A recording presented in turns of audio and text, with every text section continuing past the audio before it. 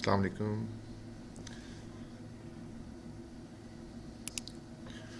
Last lecture में हम लोगों ने फ्री ट्रेड एरियाज़ और डब्ल्यूटीओ को थोड़ा सा टच किया था। आगे चलने से पहले मैं कुछ बातें आप लोगों को क्लियर करना चाहता हूँ। पहली बात तो ये है कि कोशिश करें आप लोग सब लोग कि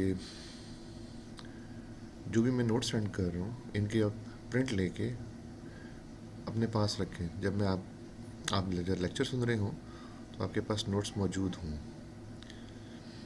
उससे ये होगा कि उससे आपको डबल डबल समझ में आ जाएगा। एक आपके नोट सामने पड़े होंगे, दूसरा आप लेक्चर सुन रहे होंगे, तो उससे बड़ा अच्छा एक इंटीग्रेशन बनेगा आपका दोनों चीज़ों का। और दूसरी बात यह है कि शुरू के चंद लेक्चर्स जो हैं उसमें मेरा मकसद आपको एडवांस फाइनेंशियल मैनेजमेंट में एक इंटरेस्ट डेवलप करना है। आपको एक उस मोड में एंटर करवाना है कि जिस मोड में एंटर हो के आप इस पेपर के लिए राज़ी हो सकें, इस पेपर को एक्सेप्ट कर सकें। बहुत सारी चीज़ें आप इसमें नई नई चीज़ें आप पढ़ेंगे, सीखेंगे। मेरा मकसद यहाँ पे आपको इन तमाम चीज़ों के बारे में कोई ओवर बर्डन करना नहीं है। इनमें से बहुत सारी चीज़ें हमारे कोर्स का हिस्सा मौजूद हैं, जिस तरह WTO, free trade areas, central bank, IMF, ये तमाम चीज़ें। इनकी इम्पोर्टेंस अपनी जगह पे, इनको समझना अपनी जगह पर मौजूद है। अब चूंकि हमारे कोर्स में जिस हद तक मौजूद हैं, मैं इसको उसी हद तक ही रखना चाहूँ तो ये थोड़ा सा मुश्किल हो जाएगा आप लोगों के लिए इसको समझना।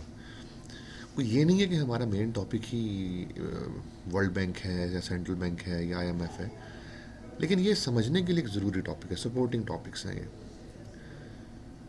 तो इसलिए मैं आपको कुछ लेक्चर्स में ये तमाम चीज़ें बार बार रिपीट करूँगा ताकि आप लोग एक मोड में एंटर हो जाओ कि जिसमें आप इन चीज़ों की वर्ड से, इन चीज़ों के मीनिंग से यूज टू हो जाओ और आपको इनसे रिलेटेड कोई परेशानी या इनसे रिलेटेड कोई आपको अननोन आपको ना लगे ये चीज़ें। हर लेक्चर में मैं जो चीज़ करेंगे उसका लिंक नेक्स्ट लेक्चर से होगा। सो अगर आपको ये लगता है कि ऐसा फील हो कि कुछ इस लेक्चर में कुछ चीज़ स्किप हो गई है, मिस हो गई है या क्लियर नहीं हो रही है, जस्ट मुझे आप क्वेरीज डालें। वो चीज़ें तमाम आपकी ऑटोमेटिकली नेक्स्ट लेक्चर में क्लियर होंगी, क्योंकि मैंने ये बताया कि फ़र्स्ट कुछ लेक्चर्स जो हैं वो आपस में इंटरलिंक्ड हैं। तो इंशाल्लाह वो चीज़ आपको कोई इतना मैटर नहीं करेगी।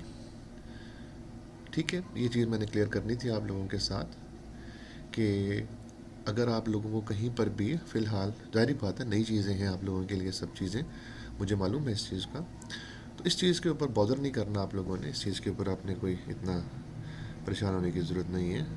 मैं ये बार बार आपको बताऊंगा, हम यहाँ पे भी पढ़ेंगे, हम अगले चैप्टर्स में भी पढ़ेंगे, हम बार बार इन चीज़ों को देखेंगे। इसमें मेरा मकसद, मैंने कहा आपको, आपके अंदर एक चीज़ को डालना है आपके जहन में कि ये चीज़ें क्या हैं। अच्छा जी, अभी तक हमने किया क्या है? मैं हर लेक्चर से पहले समराइज़ किया करूँगा और फिर हम लोग जहाँ पे पिछला लेक्चर कट किया होगा उसी लेक्चर से हम लोग उसको डिटेल में डिस्कस करना शुरू करेंगे। देखो भाई, मैंने आप लोगों को ये बताया कि हमें इस पेपर के लिए सबसे पहले ग्लोबल इकोनॉमिक एनवायरनमेंट को समझना है कि ये जो इकोनॉमी ग्लोब की है ये कैसे चल रही है, इसको चलाने वाले कौन हैं, इसको चलाने वाले इसको कैसे चला रहे हैं, इसको चलाने के क्या प्रिंसिपल्स हैं, इसको मज़ीद बेहतर करने के लिए क्या कोशिशें हो रही हैं। ये है ग्लोबल इकोनॉमिक एनवायरनमेंट। यही ग्लोबल इकोनॉमिक एनवायरनमेंट जुड़ा हुआ है आपके किसी भी स्पेसिफिक कंट्री की अपनी इकोनॉमिक एनवायरनमेंट के साथ। ठीक है, कि आपकी अपने कंट्री में इकोनॉमिक एनवायरनमेंट कैसा है, वहाँ पर गवर्नमेंट या सेंट्रल बैंक की क्या क्या पॉलिसीज़ हैं, ये उसके साथ हमने लिंक करना है। दो चीज़ें हो गई। तीसरी चीज़, जब हम ग्लोबल इकोनॉमिक एनवायरनमेंट पढ़ रहे हैं तो हमें ग्लोबल फाइनेंशियल सिस्टम भी पढ़ना है कि ग्लोबली फाइनेंशियल सिस्टम कौन सा है, क्या एग्जिस्ट करता है, कहाँ से मिलता है, कैसे हम लोग उसको अवेल कर सकते हैं, उसको अवेल करके हम कहाँ कहाँ अपॉर्चुनिटीज़ का फ़ायदा उठा सकते हैं। इसी तरह जहाँ पे आपके कंट्री का लोकल इकोनॉमिक सिस्टम है वहाँ पे लोकल फाइनेंशियल सिस्टम भी होगा। तो ये चार चीज़ें हमने पहले करनी है, फिर हम लोग अपने कोर्स के जो बाकी चीज़ें हैं उनको बड़े आराम से कर पाएंगे। हमारे कोर्स की चार मेन टॉपिक्स कौन कौन से हैं? Number 1 advance investment appraisal, number 2 आपके पास रिकंस्ट्रक्शन, नंबर 3 आपके पास acquisition mergers and number 4 risk management and hedging. चार मेन टॉपिक्स हैं ये। हम लोगों ने बात यहाँ से शुरू की थी कि 1944, ये चीज़ें तारीखें आपको मैं बार बार रिपीट करवाऊंगा, बल्कि इससे पहली डेट भी बता देता हूँ। 1913 एक डेट है, सिग्निफिकेंट है। क्यों है सिग्निफिकेंट? इस डेट पे फर्स्ट टाइम पर पेपर करेंसी जो है वो इंट्रोड्यूस करवाई गई अगेंस्ट द गोल्ड रिजर्व्स। उसके बाद फर्स्ट वर्ल्ड वॉर हुई, उसके बाद फिर सेकेंड वर्ल्ड वॉर हुई 1939 में स्टार्ट। 1945 में सेकेंड वर्ल्ड वॉर ख़त्म हो रही है, बट 1944 में चूँकि इट वाज इनएविटेबल कि जंग एलाइज जीत जाएंगे और यूरोप को दोबारा से बिल्डअप करना पड़ेगा और जो एक्सिस पावर है वो हार जाएगी, ये तय हो चुका हुआ था। क्योंकि जो जंग की जो सूरत हाल थी वो एक्सिस के बड़े अगेंस्ट हो गई थी। तो उस टाइम पे एक एग्रीमेंट हुआ था जिसको हम कहते हैं Brayton would agreement. Brayton would agreement के नतीजे में तीन मेन चीज़ें सामने आई थी। नंबर 1 कि दुनिया में एक बैंक बनाया जाएगा जिसका नाम होगा international monetary fund, IMF bank. उसका मकसद क्या होगा? दुनिया की जो इकोनॉमी है, दुनिया की जो बैलेंस ऑफ पेमेंट होते हैं कंट्रीज़ के, उनमें उनको हेल्प करना, इकोनॉमी में उनको हेल्प करना। IMF का मकसद डेवलपमेंट सेक्टर में काम करना नहीं है। दूसरा बैंक था वर्ल्ड बैंक, ठीक है, जिसको bank of reconstruction and development का नाम भी दिया गया था। इस बैंक का मकसद क्या था? क्योंकि यूरोप तकरीबन कलेप्स कर गया था, तबाह हो गया था, उसको रीडेवलप करना था, उस पर्पज़ के लिए बनाया गया था। और तीसरा था कि इंटरनेशनल ट्रेड को फैसिलिटेट किया जाए,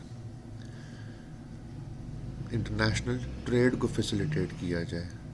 अब इंडिविजुअल ट्रेड से ज़्यादा फोकस किस पे किया जाए? इंटरनेशनल ट्रेड पे। अब इंटरनेशनल ट्रेड में कोशिशें की गई और 1948 में, आई रिपीट 1948 में गैट एक एग्रीमेंट जो है वो तय पाया, general agreement of tariffs and taxes, ये तय पाया बिटवीन मेंबर कंट्रीज़। अब ये तो तीनों चीज़ें थी जी। इसमें बड़ी कॉमन चीज़ थी कि मेजर डोनर इसमें वही लोग थे जो डेवलप्ड कंट्रीज़ थे, और पैसा ये दे रहे थे जो कंट्रीज़ कलेप्स कर गए थे, तबाह हो गए थे उनको। 1948 में जब गैट इंट्रोड्यूस हुआ तो उसका मकसद जो था वो दुनिया भर में इंटरनेशनल ट्रेड को फ़रोग़ देना था। इस पर्पज़ के लिए बहुत सारा काम किया गया कि हम लोग इंटरनेशनल ट्रेड को कैसे बेहतर से बेहतर कर सकते हैं। तो इसमें एक पूरा मैकेनिज़्म तरतीब दिया गया। वो मैकेनिज़्म ये था कि हम लोगों ने, क्योंकि ग्लोबलाइजेशन की तरफ मूव करना है, तो हमें डिफरेंट रीजन्स और रीजन्स को भी आपस में इकोनॉमिकली इंटीग्रेट करने की ज़रूरत है। यानी कि मेन काम क्या है? Economic integration. मैं अभी वो बताता हूँ आपको इकोनॉमिक इंटीग्रेशन में कौन कौन सी स्टेजेस होती हैं। गैट 1994 में सर्टन चेंजेस के साथ रिप्लेस कर दिया गया WTO, जिसके आज तकरीबन 130 प्लस मेंबर्स हैं। अब मैंने आपको पिछले टॉपिक में WTO, फ्री ट्रेड एरियाज़ और इन चीज़ों का एक हिंट दिया था, ठीक है। आज मैं आपको ज़रा इसके बारे में डिटेल में बताता हूँ कि ये सब चीज़ें हैं क्या। मेरे सामने, आपके सामने यहाँ पे एक चीज़ खुली हुई है। सबसे पहले कोई भी कंट्री एक इंडिपेंडेंट इकोनॉमी रखता है, उसके बाद क्या बनता है, PTA, प्रेफरेंशियल ट्रेड एरिया। फिर क्या बनता है, FTA, फ्री ट्रेड एरिया। फिर कस्टम यूनियन, फिर common market, lane monetary union, fiscal union, and आखिर में है पॉलिटिकल यूनियन। आइए ज़रा इसको अब ज़रा स्टार्ट करते हैं कि ये है क्या क्या। सबसे पहले PTA की बात करते हैं, preferential trade area. Preferential trade areas exist when countries within geographical region agreed to reduce or eliminate tariff barriers on selected goods imported from other member of areas। मैं एक एग्जांपल को लेके चलूँगा, आपने इसी एग्जांपल से ये तमाम चीज़ें समझनी हैं।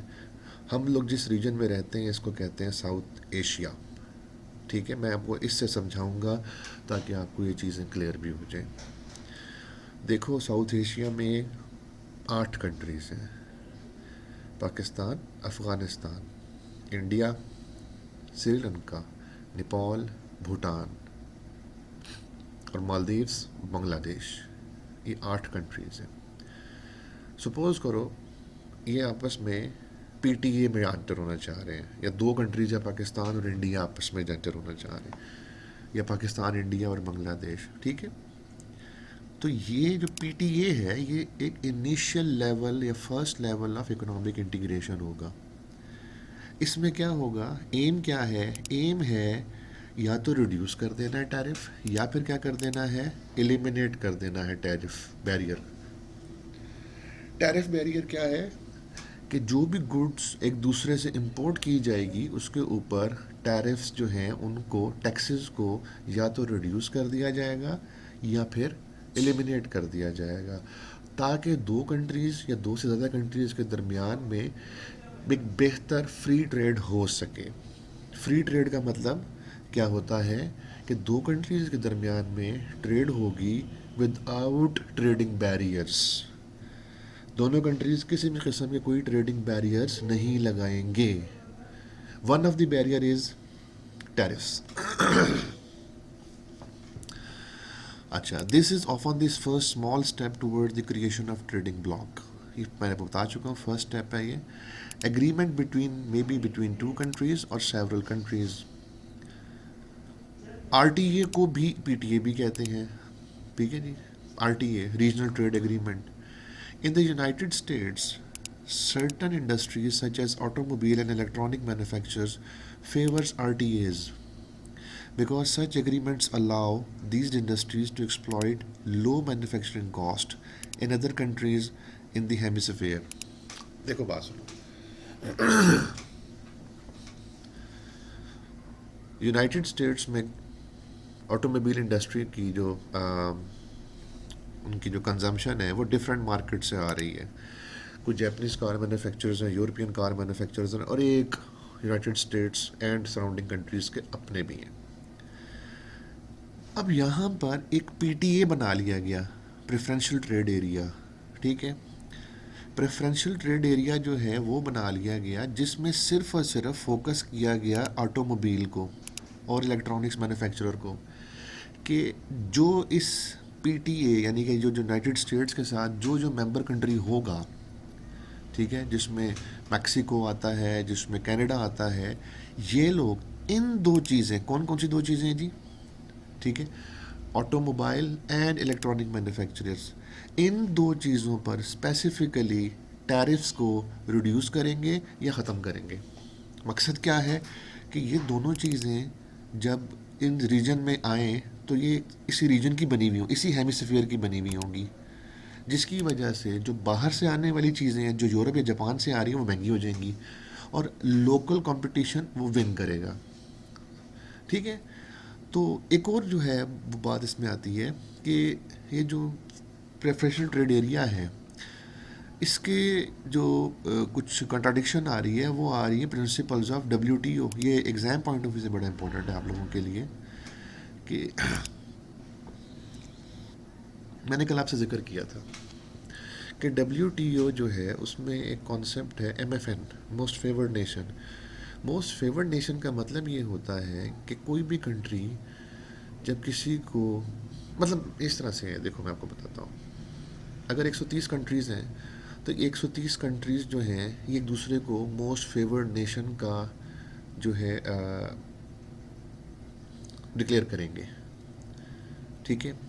उसमें क्या होगा, उसमें ये होगा कि अगर एक कंट्री ने दूसरे कंट्री को कोई चीज़ बेचनी है तो वो चीज़ सिर्फ उस कंट्री को नहीं बेचेगा, वो सबको बेचेगा।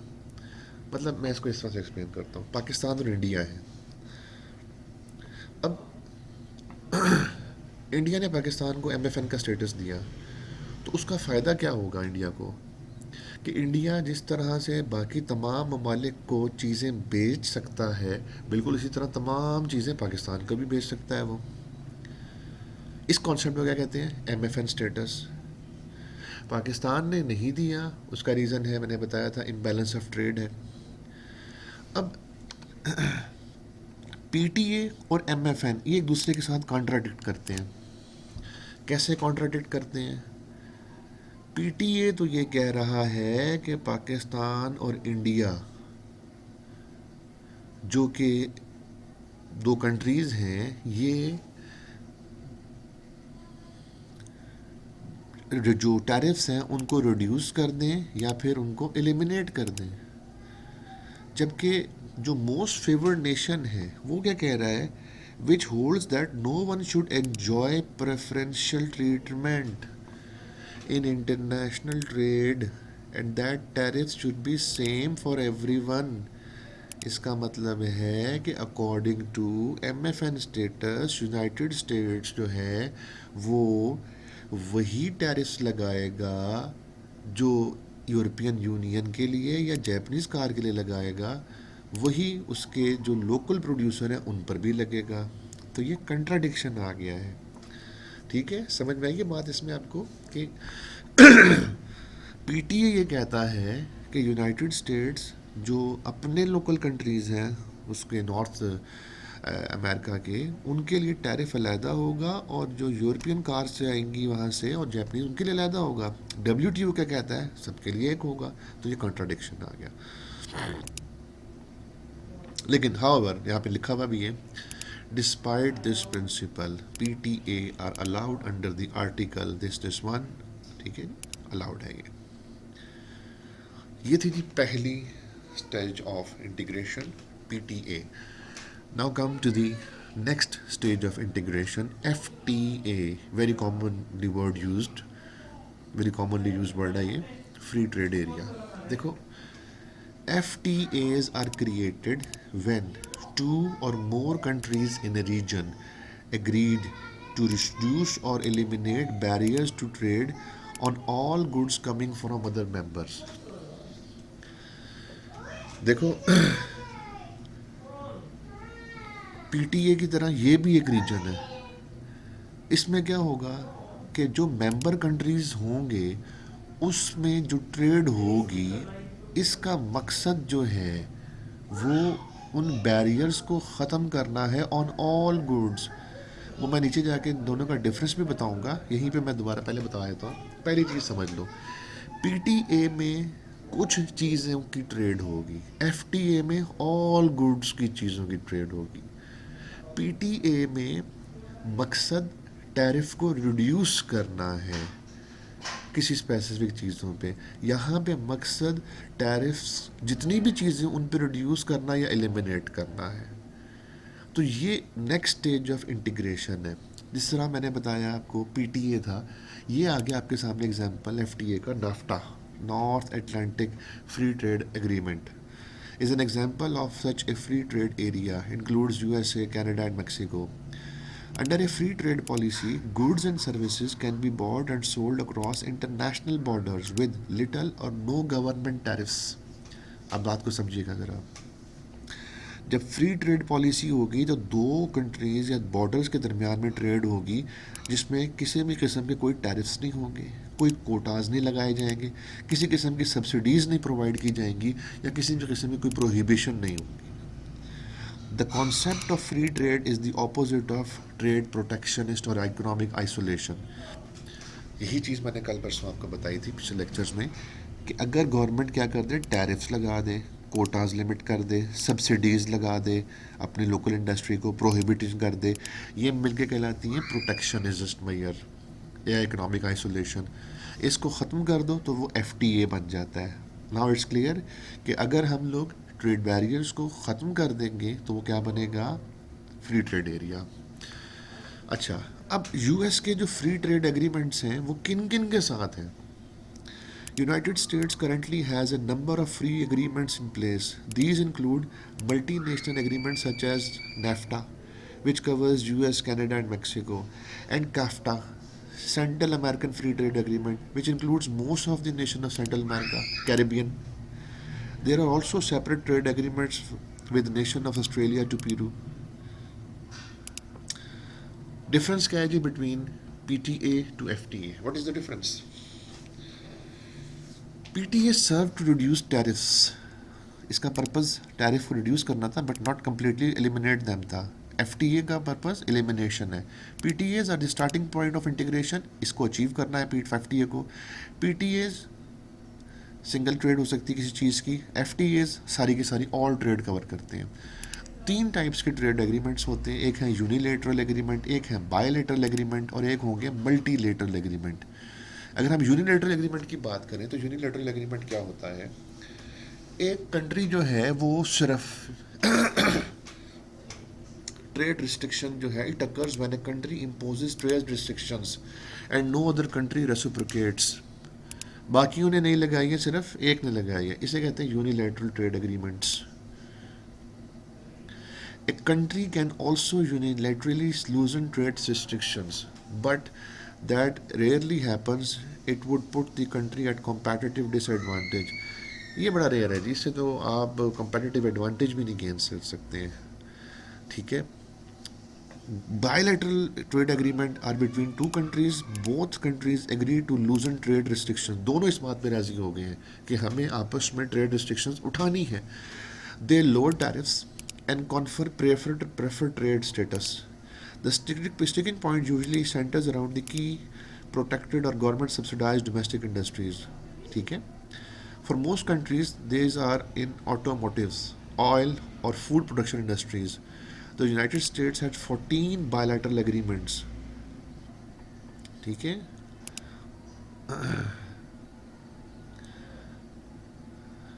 Transatlantic trade, ठीक है, ये आपको जानने की ज़रूरत नहीं है इसमें, वैसे अगर है तो बता देता हूँ। इसमें आपके पास यूरोप और USA दोनों आ जाते हैं, अमेरिका और USA, यूरोप। मल्टीलेटरल सबसे कॉम्प्लेक्स फॉर्म ये है जी। These are among these three countries or more. The greater the number of participants, the more difficult the negotiations are. They are also complex than bilateral. Once negotiated, multilateral agreements are very powerful. They cover a larger geographical area that confers a greater competitive advantage on all signatories. All countries also give each other, एक दूसरे को MFN status देंगे। इसका मतलब है WTO एक multilateral trade agreement है। The largest multilateral trade agreement is North American Free Trade Area. It is between United States, Canada, and Mexico. Their combined economic output is $20 trillion. Over the NAFTA's first 2 decades, regional trade increased from roughly 290 billion to more than 1.1 billion पिछले देख ले इतने सालों में। So, effects क्या हुए हैं जी, pros and cons क्या आए हैं? There are pros and cons to trade agreements. Effects की हम बात कर रहे हैं कि FTA के इफ़ेक्ट्स या फिर टैरिफ रिमूव करने से क्या इफ़ेक्ट्स आए। By removing the tariffs They lower prices of imports and consumer benefits, but some domestic industries suffer. Local में अगर चीज़ महंगी है और इंपोर्ट वाली चीज़ सस्ती आ रही है तो लोकल इंडस्ट्री तो नुकसान में जाएगी. उसका ख़तरा ये है, they can't compete with the countries that have lower standard of living. As a result, they can go out of the business and their employees suffer. Labour जहाँ सस्ती है वहाँ से चीज़ें सस्ती बनेंगी, वही चीज़ें दूसरे कंट्री में आएंगी, उस कंट्री की जो प्रोडक्शन है वो कम होगी, उससे अनएम्प्लॉयमेंट और बाकी तमाम चीज़ें भी इफ़ेक्ट हो सकती हैं. एग्ज़ाम में पूछ सकते हैं आपसे. On the other hand some domestic industries benefit भी करेगी. They find new markets for their. यार पाकिस्तान अगर जिन चीज़ों में अच्छा है, फ्री ट्रेड का फ़ायदा पाकिस्तान को भी होगा. पाकिस्तान ने अगर टैरिफ्स रिमूव किए तो इंपोर्ट्स पाकिस्तान में ज़्यादा हुई ज़रूर, लेकिन पाकिस्तान इसका बेनिफिट उठा सकता है जिस चीज़ में पाकिस्तान की स्पेशलिटी है उन चीज़ों को एक्सपोर्ट्स करके और उस इंडस्ट्री को ग्रो करके. एक और बड़ा इंपॉर्टेंट टॉपिक आया जी एग्जाम पॉइंट ऑफ व्यू से, the role of WTO in trade agreements. ये एक बड़ी ऑफन कन्फ्यूजन होती है स्टूडेंट्स के कि FTA और WTO का क्या लिंक है आपस में. देखो, once agreements move beyond the regional level, they usually need help. The WTO steps in at that point.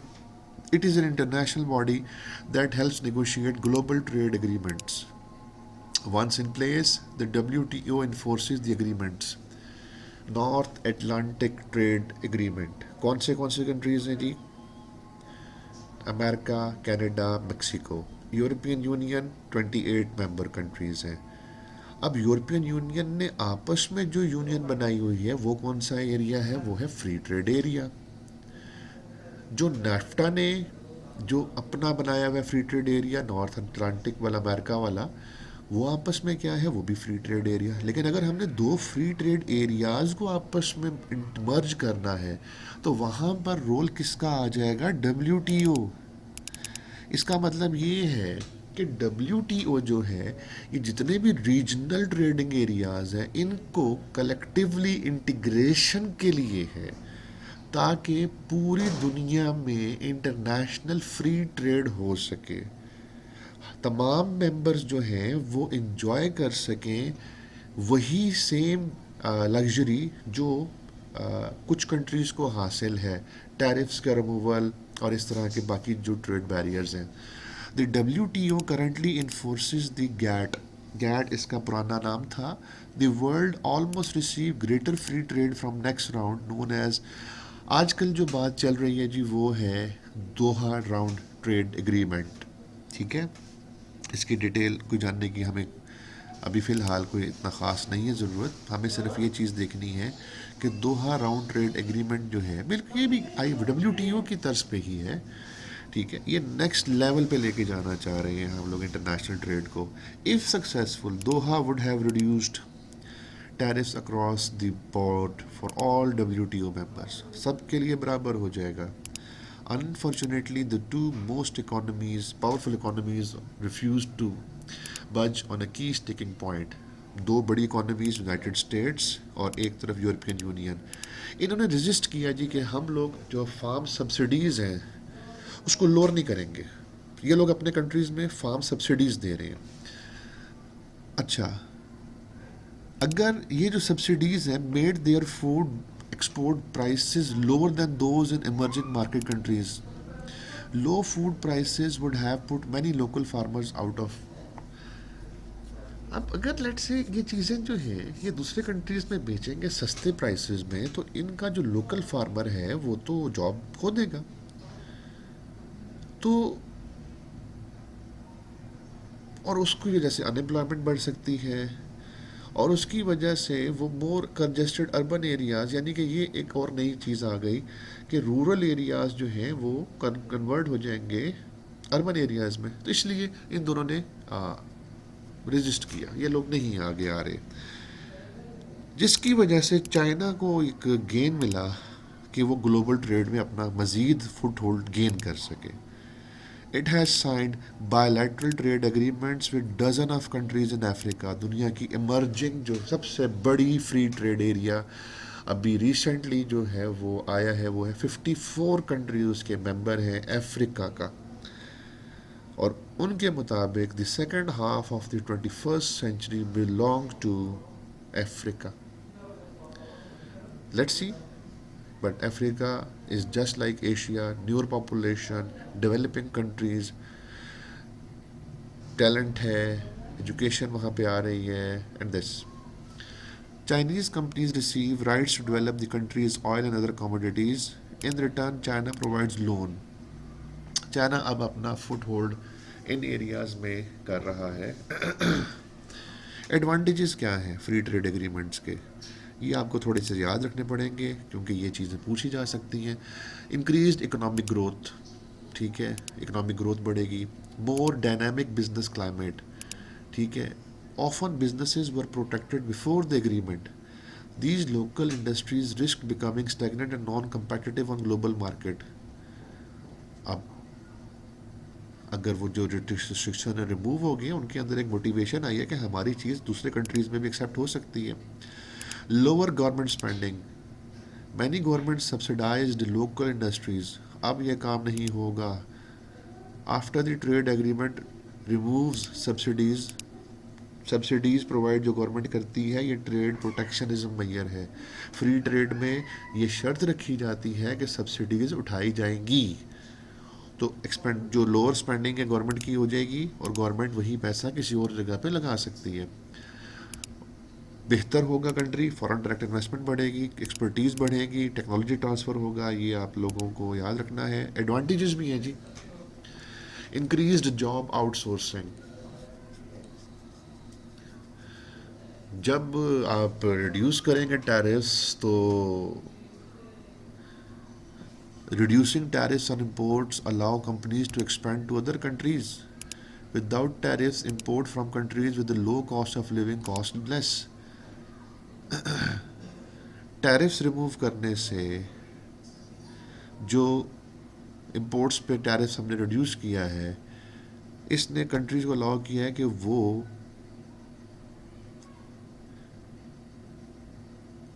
उन जगहों से अपनी चीज़ें बनवाएं जहाँ से कॉस्ट ऑफ लिविंग सस्ती पड़ रही है। अमेरिका है,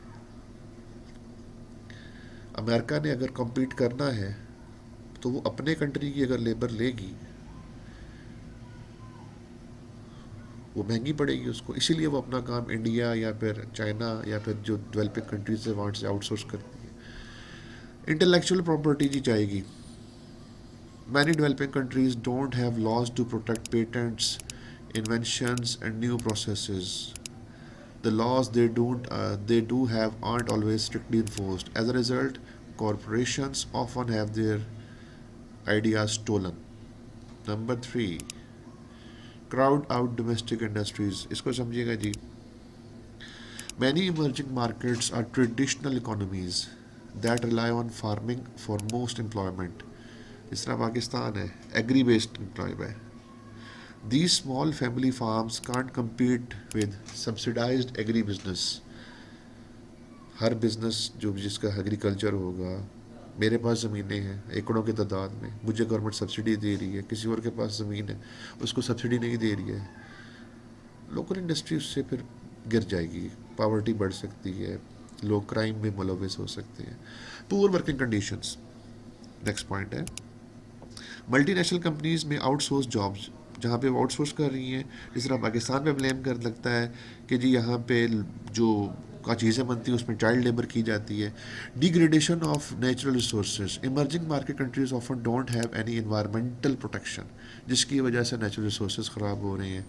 डिस्ट्रक्शन ऑफ नेटिव कल्चर हो रहा है, ठीक है जी। ये चीज़ें हैं, ये आपको कुछ एडवांटेजेस और डिसएडवांटेजेस याद रखने। 2 स्टेप्स हो गए। पहला स्टेप था PTA, दूसरा स्टेप था FTA। मैंने डिटेल में इसलिए बताया, आपके कोर्स के लिए बड़ा ज़रूरी है। तीसरा स्टेप है कस्टम यूनियन। मैं दोबारा से रिपीट करता हूँ जी। PTA में 2 या 2 से ज़्यादा कंट्रीज़ ने आपस में स्पेसिफिक कुछ चीज़ों की ट्रेड की और मकसद था उस पर कि जी टैरिफ को कम करना है किसी स्पेसिफिक चीज़ पर। लेकिन एफटीए में क्या हुआ, सब चीज़ों की ट्रेड होगी और मकसद एलिमिनेशन ऑफ टैरिफ है। ओके, कस्टम यूनियन क्या है? ए custom union involves removal of tariff barriers between members together with the acceptance of common external tariff against non members. समझिएगा जी बात को कि एफटीए में जो मेंबर कंट्रीज हैं उन लोगों ने तो टैरिफ्स रिमूव करने हैं, ठीक है, लेकिन होता क्या था कि जो मेंबर कंट्रीज थे वो नॉन मेंबर कंट्रीज के लिए अपनी अपनी पसंद का टैरिफ लगा रहे हैं। किस लेवल पे? किस लेवल पे? सेकंड लेवल एफटीए पे। कस्टम यूनियन पे नॉन मेंबर्स के लिए एक्सटर्नल टैरिफ सेम होगा, कॉमन होगा, ठीक है। मेंबर्स के लिए तो रिमूवल है, लेकिन नॉन मेंबर्स के लिए सेम होगा, ठीक है। अभी एक चीज़ मैं और बता दूं इसमें, ये कस्टम यूनियन का सवाल उसने पूछा और लोगों को नहीं समझ में आया कि कस्टम यूनियन क्या है। लोगों ने समझा ये custom union is just like free trade area, और वो लिक फ्री ट्रेड एरिया है। Countries that export to custom union only need to make a single payment once the good have passed throughout the border. Once inside the union, goods can move freely without additional tariffs. Tariff revenue is then shared between members with the country that collects the duty. अच्छा, MFN और अब इस चीज़ों को ज़रा देखते हैं। There are several patterns in setting the tariffs. The most basic pattern is MFN, which sets the same tariffs on imports from all nations. Pakistan जहाँ कहीं से भी इंपोर्ट करेगा, सारों के लिए जो इंपोर्ट टैरिफ है वो सेम होगा। ये एमएफएन है। The MFN principle is one of World Trade Organization basic principle, and it requires that when a member nation WTO sets its tariff, it does not set discriminatory tariffs on the same product. दूसरों के लिए same नहीं कर सकता जी वो, और दूसरों के लिए डिस्क्रिमिनेटरी नहीं कर सकता। FTAs एंड कस्टम यूनियंस, आइए ज़रा अब इसमें डिफरेंस करते हैं। Custom unions and FTAs are called regional trade agreements. इन दोनों को मिला दो तो क्या बन गया? RTA बन गया। Both of which are agriculture and both effectively eliminate restrictions on all. Both custom unions and FTAs violate MFN। हाँ जी, MFN ये कहता है कि भाई तुमने जो एक्सपोर्ट्स हैं उसके ऊपर भी टैरिफ जो है ना वो नहीं लगाना, इंपोर्ट्स हैं उसके ऊपर सेम लगाना है। FTA और कस्टम यूनियन, ये इस दोनों चीज़ें जो सी हैं ये MFN के अगेंस्ट जाती हैं। Custom unions and FTAs may appear similar. The difference between the two is that in a custom union, the participating countries set a common custom tariff against third countries, while in FTA they do not. अब clear होगी ये बात? FTA में common tariff नहीं होता against non member, लेकिन custom union में है। This result in their differences, in other differences. क्या क्या डिफरेंस है जी? Under a custom union, the participating countries must engage in trading negotiation as a single entity.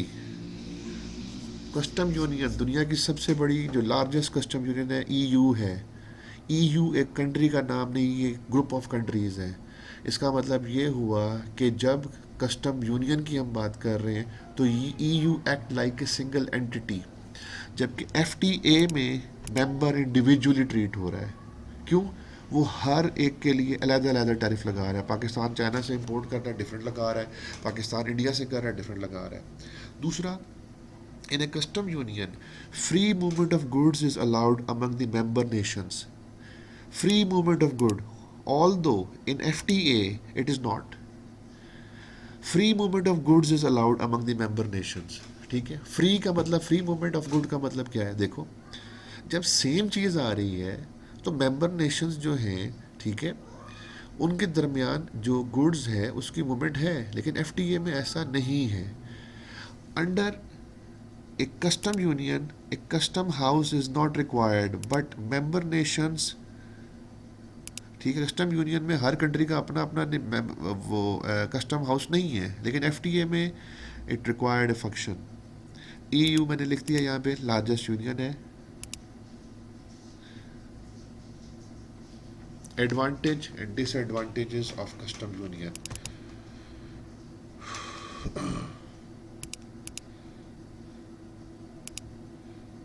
Advantage of custom union, without unified external tariff. मैं दोबारा बता रहा हूँ, custom union क्या है कि मेंबर्स ने मिल के जो नॉन मेंबर है उसके लिए एक कॉमन टैरिफ लगा दिया है। एग्जाम्पल को समझो, बड़े मजे की एग्जाम्पल है। Germany imposes 10% tariff on Japanese car. Japan से जो गाड़ियाँ इंपोर्ट होती हैं जर्मनी में, उस पर 10% टैरिफ लगाया, जबकि फ्रांस ने कितना टैरिफ लगाया, 2%। जापान वुड एक्सपोर्ट इस car to French car dealers, Japan बेच रहा है उसको, and sell them on to Germany, thereby avoiding 80% of the tariff. अब फ्रांस और जर्मनी ये दोनों के दोनों जो हैं ये फ्री ट्रेड एरिया में आ रहे हैं, ठीक है, कस्टम यूनियन में आ रहे हैं इसमें। अब ये लोग क्या कर रहे हैं, सॉरी अगर हम इसको फ्री ट्रेड एरिया कंसिडर करें, ये दोनों क्या कर रहे हैं, जापान फ्रांस को बेच रहा है और फ्रांस से गाड़ियाँ आगे कहाँ जा रही हैं, जर्मनी में, तो वहाँ पे तो नहीं लगेगा टैरिफ। इसका मतलब है जापान ने 80% टैरिफ बचा लिया। This is avoided if common tariff is shared. अगर कस्टम यूनियन इन दोनों में आ जाती है तो फिर जो जर्मनी है और जो फ्रांस है, ये दोनों जापान पे सेम टैरिफ लगाएंगे, ठीक है। इट्स डिसएडवांटेज क्या है, union members must negotiate collectively with non members, इनको इकट्ठा नेगोशिएट करना पड़ेगा, ठीक है। अच्छा, वो उसमें डिफ़िकल्टीज़ भी आ सकती हैं, कॉम्प्लेक्सिटीज़ भी आ सकती हैं उसमें, like the WTO as a single group of countries. While this is essential to maintain the custom union, it means that members are not free to negotiate individually. कोई अलग-अलग negotiate नहीं करेगा। ये बहुत ज़्यादा डिटेल मैंने यहाँ पे लिखी हुई है, आप लोगों की वाइडर रीडिंग के लिए है, मैं बहुत कॉमन चीज़ें बता रहा हूँ आपको, ठीक है। 3 स्टेजेस हो गई जी, दोबारा से रिपीट करते हैं। Number 1 PTA, number 2 FTA, number 3 custom union. PTA कुछ चीज़ों की ट्रेड, मकसद एलिमिनेशन ऑफ बैरियर, टैरिफ्स नहीं है, रिडक्शन है। FTA सब चीज़ों की ट्रेड, मकसद elimination of tariff. Custom union उसमें तमाम चीज़ों की ट्रेड, एलिमिनेशन ऑफ टैरिफ भी है, जो मेंबर कंट्रीज़ हैं आपस में उनके लिए, लेकिन जो नॉन मेंबर कंट्रीज से इंपोर्ट्स आएंगी उस पे एक कॉमन टैरिफ लगेगा। चौथा स्टेप है जी कॉमन मार्केट। कॉमन मार्केट किसे कहते हैं, common market is the most significant step towards full economic integration. In the case of Europe the single market is officially refer to internal market. Key feature क्या है इसका, देखें ज़रा। Common market is the extension of free trade from just tangible goods to include all economic resources. बड़ा आपको समझ में आ जाएगा बड़े आराम से। This means that all the barriers are eliminated to allow free movement of goods, services, capital, labor। 3 steps में पीछे सिर्फ और सिर्फ जो है वो टेंजिबल चीज़ों का कारोबार हो रहा था, लेकिन कॉमन मार्केट में तमाम रिसोर्सेज आ गए इकोनॉमिक, इसमें आपके पास सर्विसेज आ गई, कैपिटल आ गई, लेबर आ गया, सब चीज़ों आ गई इसमें आपके पास। In addition as well as removing tariffs, non tariff barriers are also reduced and eliminated. हर किस्म के जो बैरियर्स हैं उनको कम करना है इसका मकसद, ठीक है। तो क्या फ़र्क है जी कॉमन मार्केट में और कस्टम यूनियन और फ्री ट्रेड वगैरह में, कि वहाँ पे टेंजिबल चीज़ों की ट्रेड थी, यहाँ पे हर चीज़ की ट्रेड आ रही है, ठीक है। अब कॉमन मार्केट जो है इसकी कुछ स्टेजेस हैं, ठीक है। एक है single market, common market, unified market, ठीक है। ये जो कॉमन मार्केट है ये फर्स्ट स्टेज है टुवर्ड्स अ सिंगल मार्केट, यानी कि यूरोपियन यूनियन को हम कलेक्टिवली कह सकते हैं ये एक सिंगल मार्केट है, ठीक है। It is usually built upon a free trade area with no tariffs for goods and relatively free movement of capital. सब चीज़ें हैं, लेकिन अदर ट्रेड बैरियर्स नहीं ख़त्म हुए, ठीक है। सिर्फ क्या क्या चीज़ें चल रही हैं कि जी इस मार्केट में जितने भी कंट्रीज़ हैं वो आपस में नो टैरिफ्स लगाएंगे, गुड्स चलेंगी, फ्री मूवमेंट ऑफ कैपिटल और सर्विसेज होगा, बाकी चीज़ें नहीं रिमूव हुई। यूनिफाइड मार्केट क्या है, लास्ट स्टेज है। And the ultimate goal of single market, it requires total free movement of goods, services, capital, people, ठीक है, without regard to national boundaries, including financial services. अच्छा, अब यहाँ पे single market is a type of trade bloc in which most trade barriers have been removed. देखो, जब हम बात कर रहे हैं ना सिंगल मार्केट की, तो सिंगल मार्केट में आ गया आपके पास सिर्फ टेंजिबल भी नहीं, सब चीज़ें आ गई। इसका मतलब है कि फैक्टर ऑफ प्रोडक्शन जो है ना, जो कैपिटल है, लेबर है, गुड्स है, तमाम चीज़ें जाएंगी। इसका मतलब ये है कि अब हमें कोशिश करनी है कि कुछ पॉलिसीज़ जो हैं गवर्नमेंट वो भी कॉमन बनाए, ठीक है। लाइक टेक्निकलिटीज़ जो है वो भी कॉमन हो, यानी कि अगर एक चीज़ बन रही है किसी कंट्री में तो, और वो कंट्री सिंगल मार्केट या कॉमन मार्केट में एग्जिस्ट करता है, तो उसके जो प्रोसेसेस हैं प्रोडक्शन के वो सेम होने चाहिए उस मार्केट के हिसाब से। नेक्स्ट की तरफ मूव करते हैं जी, economic union. Economic union is the term applied to trading law that has both a common market between members and a common trade policy towards non-member, although members are free to pursue independent, ठीक है, macro economic policies. पांचवा step, पहला चार कौन कौन से थे, PTA, FTA, custom union, common market, और पांचवा इकोनॉमिक यूनियन। इकोनॉमिक यूनियन एक ट्रेडिंग ब्लॉक है, ट्रेडिंग ब्लॉक कोई भी हो सकता है जिसके अंदर कॉमन मार्केट है बिटवीन मेंबर्स, और इन मेंबर्स की कॉमन पॉलिसी है टुवर्ड्स नॉन मेंबर्स, ठीक है। यानी कि यहाँ पे एक बात सामने आई कि जो कॉमन मार्केट है, कॉमन मार्केट में सिर्फ कॉमन मार्केट जो इससे पिछला स्टेप था उसमें मेंबर्स की पॉलिसी सेम थी, लेकिन नॉन मेंबर्स के लिए टैरिफ्स के अलावा पॉलिसी सेम नहीं थी। यहाँ पे हर चीज़ की पॉलिसी नॉन मेंबर्स के लिए सेम हो गई है, लेकिन जो मेंबर्स हैं उनको अभी इजाज़त है कि वो अपनी मैक्रो इकोनॉमिक पॉलिसीज़ खुद बना सकते हैं। दोबारा से समझो कि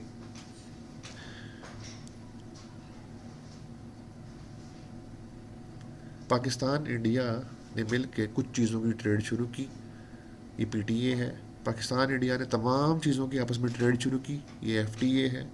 पाकिस्तान इंडिया ने मिलकर ये डिसाइड किया कि बाहर से जो भी चीज़ें आएंगी उस पर हम कॉमन टैरिफ लगाएंगे एक जैसा, ये कस्टम यूनियन है। पाकिस्तान इंडिया ने ये डिसाइड किया कि हम आपस में सिर्फ टेंजिबल गुड्स का कारोबार नहीं करेंगे, हम इसमें कैपिटल, लेबर और जो बाकी चीज़ें हैं उनका कारोबार भी हम लोग आपस में ट्रेड कर सकते हैं। ये क्या है, ये कॉमन मार्केट है। इकोनॉमिक यूनियन क्या है, पाकिस्तान इंडिया ने बेसिकली कॉमन मार्केट डेवलप कर ली है, ठीक है, और इनकी जो दूसरे लोगों के लिए ये पॉलिसी है वो भी सेम हो गई है, ठीक है। कस्टम यूनियन में, सॉरी, कॉमन मार्केट में क्या हुआ था, कॉमन मार्केट में पाकिस्तान इंडिया ने तय किया था कि हम टेंजिबल के साथ साथ बाकी चीज़ों का भी ट्रेड करेंगे, और जो नॉन मेंबर कंट्रीज़ हैं उनके लिए टैरिफ सेम होगा। इसका मतलब है नॉन मेंबर्स के लिए बाकी बैरियर्स अपने अपने हिसाब से लगाने हैं। बाकी बैरियर्स क्या हो सकते हैं कि जी आपने पॉलिटिकली किसी को रिलीफ देना है, कोई चीज़ आपने किसी को एडमिनिस्ट्रेटिव बर्डन में नहीं डालना है, लेकिन इकोनॉमिक यूनियन में वो जो ट्रेड पॉलिसी है टुवर्ड्स नॉन मेंबर्स वो भी सेम हो जाएगी। लेकिन पाकिस्तान और इंडिया अपनी अपनी मैक्रो इकोनॉमिक पॉलिसीज़ खुद बना रहे हैं अपनी इकॉनमी को मैनेज करने के लिए। मैक्रो इकोनॉमिक पॉलिसीज़ दो हैं, एक है मॉनेटरी पॉलिसी और एक है फिस्कल पॉलिसी। मॉनेटरी पॉलिसी का ताल्लुक जो है वो हम बाद में डिटेल में पढ़ेंगे, उससे हम देखेंगे, ये जब मैं लोकल इकोनॉमिक पढ़ाऊँगा तो फिर उसमें पढ़ेंगे। इससे अगला स्टेप है मॉनेटरी यूनियन। इसमें पाकिस्तान और इंडिया ने आपस में तय कर लिया है कि हम लोगों ने ट्रेडिंग ब्लॉक बनाना है मिलके, इसमें हमारी जो कॉमन मार्केट है वो चलेगी, इसमें हम लोगों की जो नॉन मेंबर्स के लिए पॉलिसी है वो भी सेम चलेगी, और हम लोग दोनों मिल के मॉनेटरी पॉलिसी भी एक बनाएंगे, ठीक हो गया। और इसके बाद है fiscal policy, fiscal union. Fiscal union का मतलब ये है कि ये आप समझ लो लास्ट स्टेप है कि जिसमें फिस्कल पॉलिसी क्या होती है। मैंने कहा कि मैं जब लोकल गवर्नमेंट की तरफ जाऊंगा तो पढ़ाऊंगा मैं टैक्स रेट्स, गवर्नमेंट स्पेंडिंग, ये तमाम चीज़ें, कि फिस्कल जो पॉलिसी है वो भी कॉमन होगी, ठीक है। और उसके बाद आ गया economic and monetary union. Economic and monetary union is the key stage towards complete integration and involves a single economic market. क्या एग्जिस्ट कर रही है? Single economic market, common trade policy, single currency, लो जी सिंगल करेंसी भी आ गई इसमें, एंड कॉमन मॉनेटरी पॉलिसी। इसका मतलब है कि यूरोपियन यूनियन में यूरोजोन, पूरा यूरोपियन यूनियन नहीं, यूरोजोन, वो क्या है? इकोनॉमिक यूनियन है, मॉनेटरी यूनियन है। उसके बाद क्या आ गया? Complete economic integration. Complete economic integration involve A single economic market, a common free trade policy, a single currency, a common monetary policy and single fiscal policy। Economic and monetary union में सिर्फ monetary policy common थी, यहाँ पे चार चीज़ common हो गई है, monetary policy भी हो गई और फिजिकल पॉलिसी भी हो गई है। ये चीज़ पूरी वर्ल्ड में एक हार्मनी क्रिएट करेगी। आई थिंक अभी आपको काफ़ी चीज़ें क्लियर हो जाएंगी, ठीक है। फिर भी अगर आपको कोई इशू होगा जस्ट मुझे व्हाट्सएप पे बताएं, हम लोग नेक्स्ट लेक्चर से पहले इसको दोबारा करेंगे, ठीक है। थोड़ा सा ब्रेक करते हैं, उसके बाद फिर आगे मूव करेंगे।